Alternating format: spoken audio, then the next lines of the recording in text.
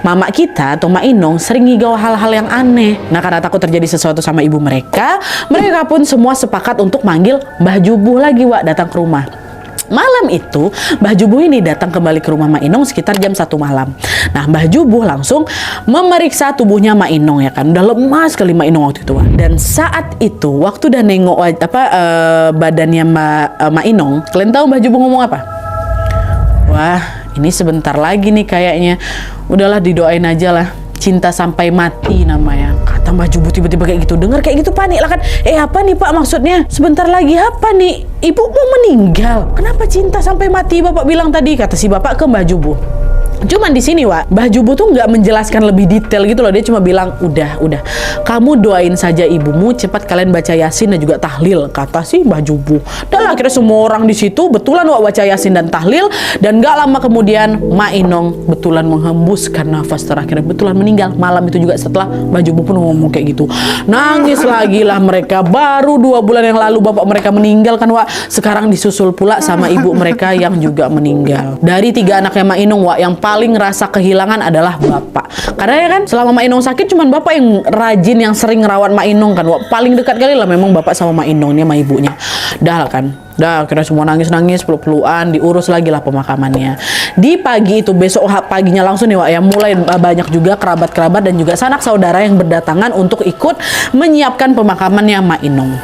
Sebelum jenazah Mak Inong ini dimandikan, Wak, salah satu kerabat mereka bilang, kain mori atau kain kafan udah dibeli belum ya? Kata kayak gitu. Nah, di situ tiba-tiba Pak Deari, anak pertama bapak ini, langsung nyaut, oh udah Bu, tenang aja, saya udah nyimpan kok dari sebelum bapak saya meninggal dulu, kata gitu. Loh, kok bisa-bisanya kamu nyimpan kain mori di rumah? Itu pamali loh, Ri, kamu nih sengaja nyimpan kayak gitu apa gimana nih? Kata si kerabat itu. Nah, kayak aku bilang di awal tadi, Wak, di desa tempat mereka tinggal ini, menyimpan kain mori di rumah itu adalah pamali. Jadi kalau misalnya ada yang meninggal baru dibeli, nggak boleh disimpan. Itu mitos yang ada di sana, Wak, ya. Tapi itu diomelin kayak gitu, Pak Deari santai aja. Ya nggak apa-apa Bu, cuman jaga-jaga aja kalau ada yang meninggal, kata kayak gitu lagi. Semua orang yang dengar itu, Wak, langsung kaget sama ucapannya Pak Deari. Kok ngomong kayak gitu kamu? Cuman ya udahlah, mau kayak gimana lagi, Wak. Pak Deari udah terlanjur nyimpan kain mori memang sudah tersedia.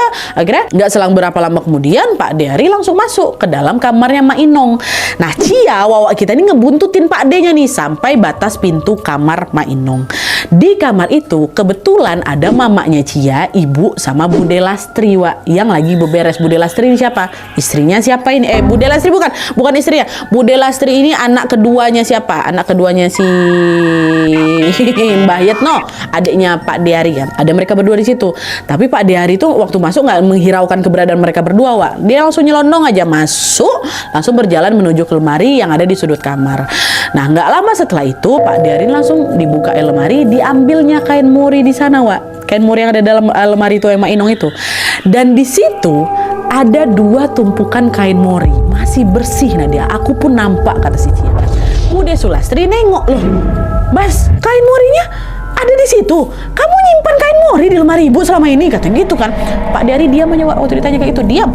Dia lanjut lagi kan, dia angkatnya 2, yang satu dia bawa, yang satu masukkannya lagi ke dalam. Bude Sulastri makin penasaran lagi, ditanya, Mas, jawab, itu kok juga ada 1 kain mori lagi yang kamu taruh di lemari, Kenapa nggak dibawa semua aja? Buat apa itu, Mas? Kata kayak gitu kan. Dikacangin lagi, Wak, sama Pak Deari. Pak Deari diam aja, dia langsung keluar nyelonong nih, ninggalin ibu sama Bude Sulastri. Nah, Bude Sulastri yang kesal gegara nggak ditanggapi sama Pak Deari, ikutan keluar juga nih, keluar kamar. Sementara mamanya Wawa, ibu, masih tetap ada di kamar itu, lanjut beres-beres kamar lagi, Wak, untuk juga keperluan pemakaman selanjutnya.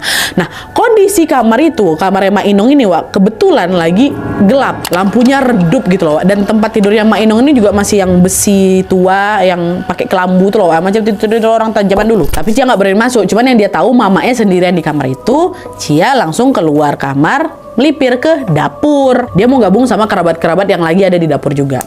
Belum ada 5 menit aku balik ke dapur, nah dia tiba-tiba terdengar aku suara teriakan Allahu Akbar dari kamarnya Mak Inong. Langsung ingat aja, mama aku sendirian di kamar tuh ngapa mama aku teriak. Berlari dia langsung ke kamar Mak Inong, Wak, disusul sama Bude Ani. Keluarganya mereka juga kan masuk ke dalam. Jadi cuma di kamar itu ada ibu, Cia, sama Bude Ani. Nah waktu masuk ke kamar, Wak, Cia sama Bude Ani ngelihat ibu tuh udah terduduk dia di lantai di depan lemarinya Mak Inong. Gemetar badan mama aku, Nadia, pucat mukanya macam orang lagi shock berat kayak gitulah.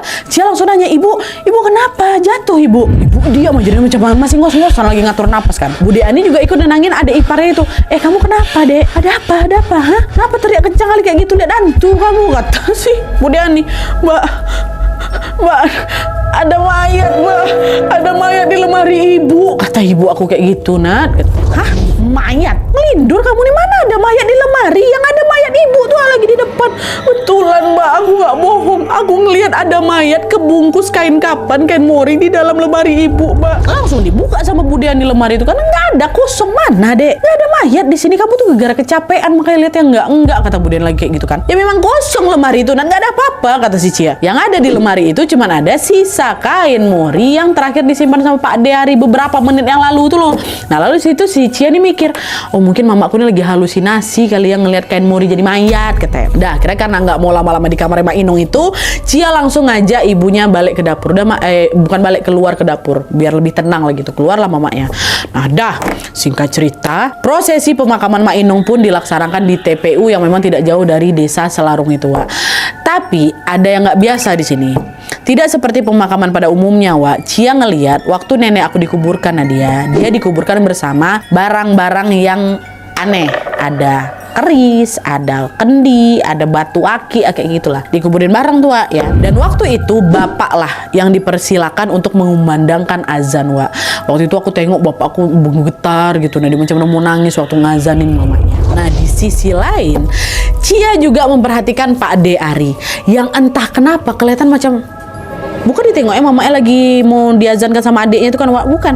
Dia macam sengit kali nengok bapakku, dia macam nantap sinis, macam punya dendam gitu pun. Gitulah ditengoknya sih Bapak De Ari kayak gini nih, bapak bikin salah apa kayak gimana gitu.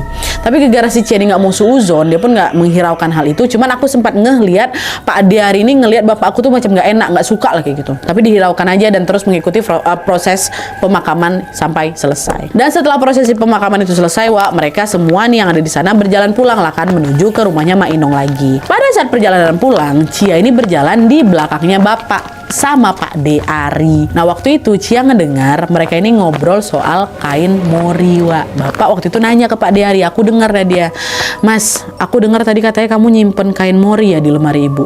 Kenapa kamu simpen, Mas? Itu kan pamali di sini. Terus ngapain juga masih kamu sisain satu? Buat apa sih, Mas?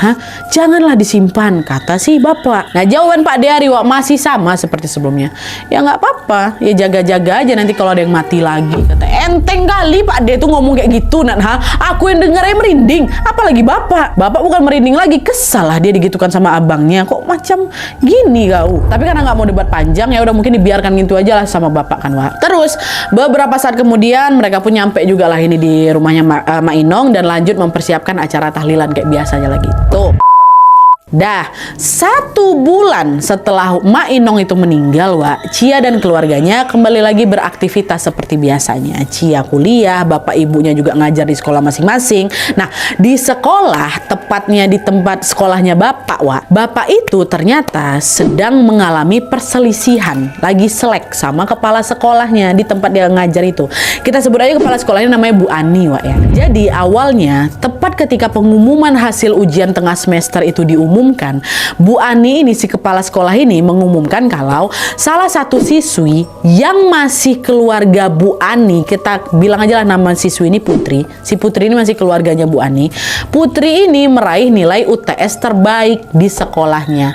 Bapak dengar itu nggak terima, Wak. Kenapa? Karena si Putri ini aja remedial di mata pelajarannya bapak. Kok ya bisa-bisanya dia jadi murid terbaik ranking 1 umum di situ, ya kan? Nah, jadi di situ bapak mikir ini pasti ada campur tangan tantenya si Bu Ani ini buat ngasih ranking 1 ke saudaranya sendiri gitu loh, Wak. Nah karena bapak ini menentang hasil UTS itu, makanya berseteru lah ini antara bapak sama Bu Ani, betul-betul berseteru. Nah dia ribut gitu loh, sampai dilerai sama wakil kepala sekolah waktu itu. Bapak tuh saking nggak terimanya sampai beradu mulut sama Bu Ani. Nah sejak saat itulah, Wak, hubungan antara bapak dan Bu Ani jadi nggak baik. Bahkan bapak ini juga mogok kerja gitu loh, Wak, nggak mau masuk sekolah dan sempat mendapatkan surat peringatan dari sekolah. Bapak protes lah sama hal itu. Nah, di saat perseteruan itu belum reda, yang ada makin memanas, tiba-tiba saja bapak jatuh sakit, Nat. Nah, sampai harus dibawa ke rumah sakit tuh selama berminggu-minggu. Bapak ini sempat berpindah-pindah tempat rumah sakit, Nadia. 4 kali bapak ganti rumah sakit. Dan anehnya, di setiap rumah sakit itu bapak didiagnosa dengan penyakit yang berbeda-beda. Yang pertama bapak didiagnosa rematik, di rumah sakit lain didiagnosa asma, di rumah sakit ketiga didiagnosa pankreas, di rumah sakit